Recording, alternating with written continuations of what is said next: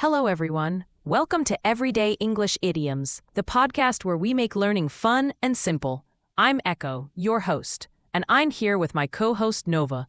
Today, we're going to explore some amazing English idioms that you can use in your daily conversations. Hey there, listeners. I'm Nova, and I'm super excited to be here with Echo today. You know, idioms have always fascinated me because they're like secret codes in language.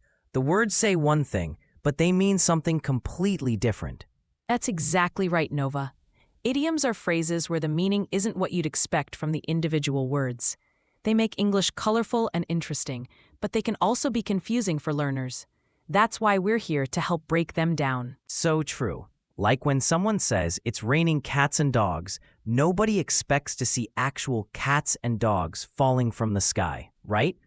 It just means it's raining really hard. Perfect example. Now let's dive into our first idiom today. Nova, what do you think piece of cake means? Well, if I didn't know better, I'd think we're talking about dessert. But piece of cake actually means something is very easy to do. Like if your math homework was super simple, you could say that homework was a piece of cake. Excellent. And you know what's interesting about this idiom? Everyone loves cake, right? Cake is sweet and enjoyable. So when something is as easy as eating a piece of cake, it's pleasant and effortless. You might hear someone say, "Don't worry about the test tomorrow. It'll be a piece of cake."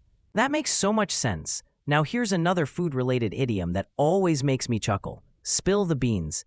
Echo, can you guess what this one means? Oh, this is a fun one. Spill the beans means to reveal a secret or tell information that was supposed to be kept quiet. It's like when your friend accidentally tells everyone about a surprise party. You could say, "Oh no, you just spilled the beans about the party." Exactly. And the cool thing is, this idiom actually has historical roots. In ancient Greece, people used to vote by putting beans in jars. If someone accidentally knocked over the jar and spilled the beans, everyone could see how the votes were going. Pretty neat, right? That's fascinating. History makes idioms even more interesting.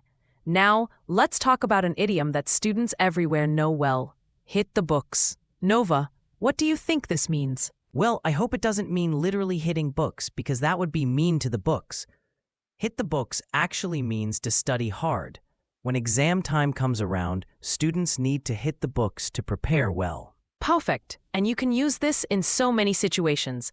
I have a big presentation next week, so I need to hit the books this weekend.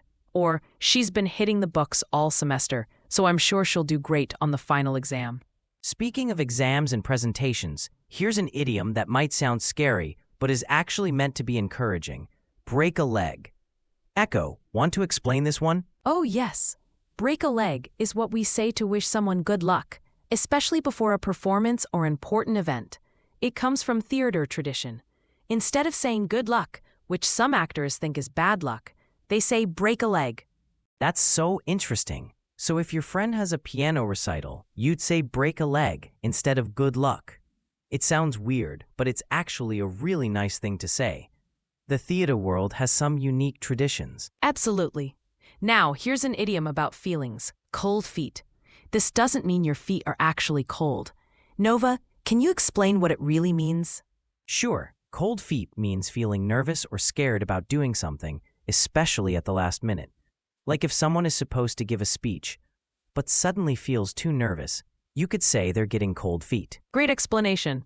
You might hear someone say, "I was going to try out for the school play, but I got cold feet and didn't audition." It's that feeling when you want to back out of something because you're nervous. It's totally normal to get cold feet sometimes. Now, let's switch to a more relaxing idiom, catch some rays. This one is perfect for sunny days. I love this idiom. Catch some rays means to go outside and enjoy the sunshine. It's like when you want to sit in the sun and relax. You might say, "It's such a beautiful day. Let's go to the park and catch some rays." It makes me think of lying on the beach or sitting in a sunny spot in your backyard. The rays are the sun's rays, of course. It's such a cheerful idiom, perfect for weekend plans.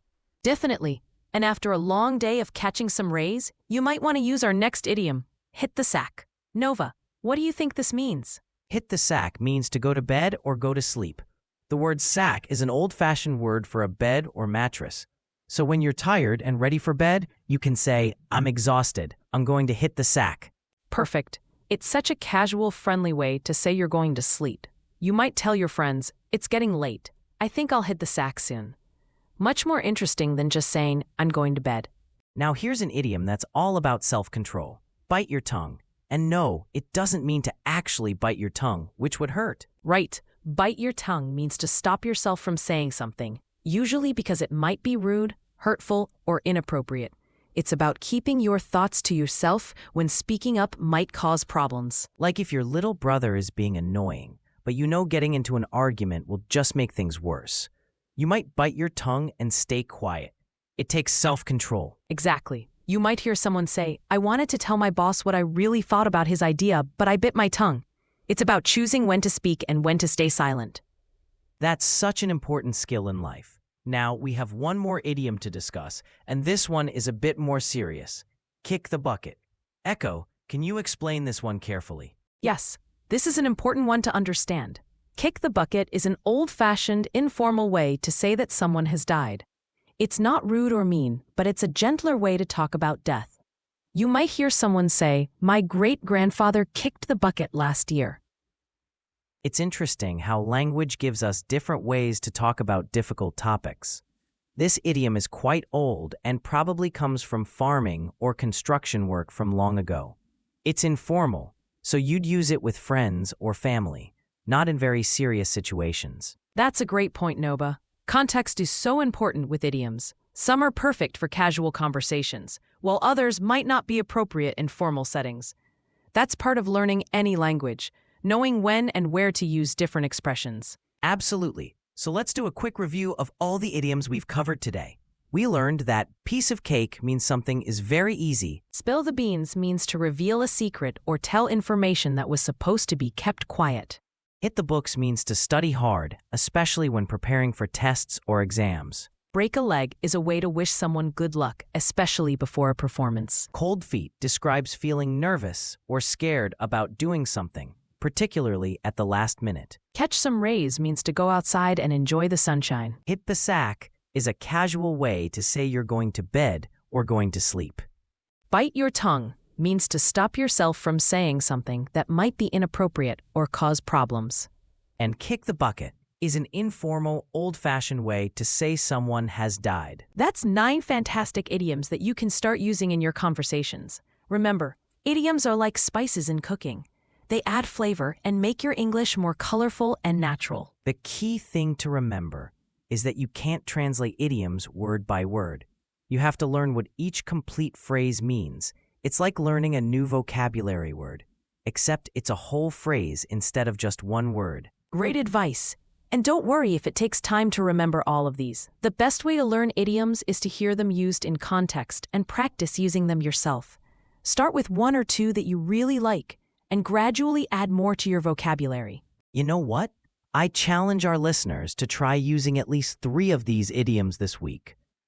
Maybe tell a friend that your homework was a piece of cake, or that you need to hit the books for an upcoming test. That's an excellent challenge. And remember, it's okay to make mistakes when you're learning.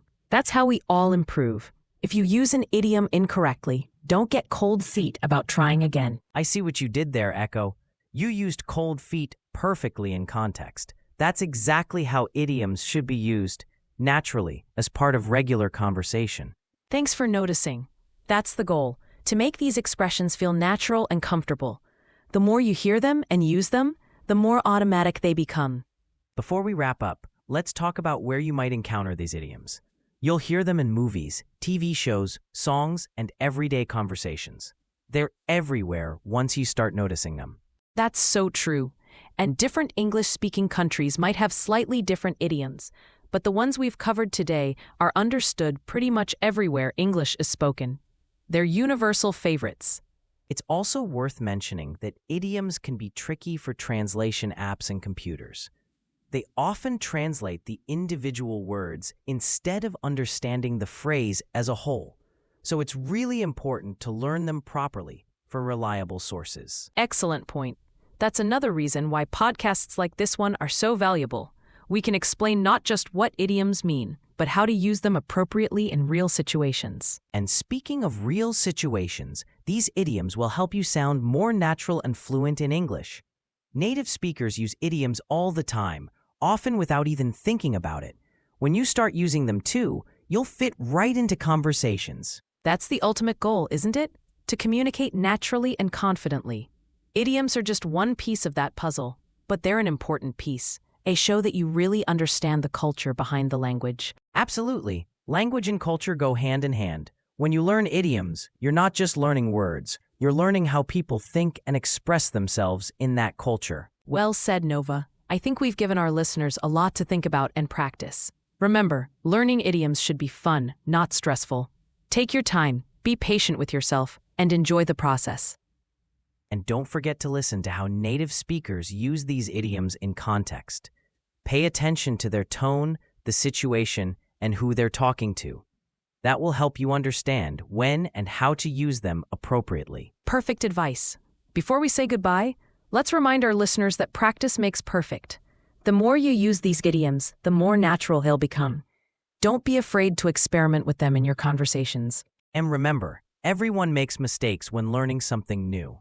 Even native speakers sometimes mix up idioms or use them incorrectly. The important thing is to keep trying and learning from your experiences. That's such an encouraging message, Nova. Learning should be enjoyable, and idioms are one of the most fun parts of any language.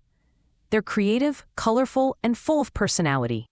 They really are, and I hope our listeners feel excited about using these new expressions. Whether you're talking to friends, family, or classmates, these idioms will help you express yourself in new and interesting ways. Well, I think it's time for us to wrap up today's episode. We've covered 9 amazing idioms that will definitely spice up your English conversations.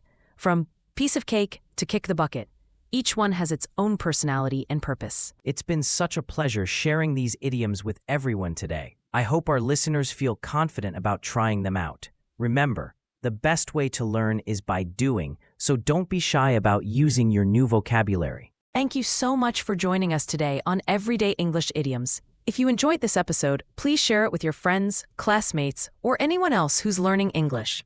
Learning is always better when we do it together. And keep practicing those idioms. We'd love to hear how you're using them in your daily life. Until next time, keep learning, keep growing, and remember, English learning doesn't have to be difficult. Sometimes it really can be a piece of cake. Ha! Perfect use of our idiom, Nova. Thanks everyone for listening, and we'll see you next time for more fun with English idioms. Take care and happy learning!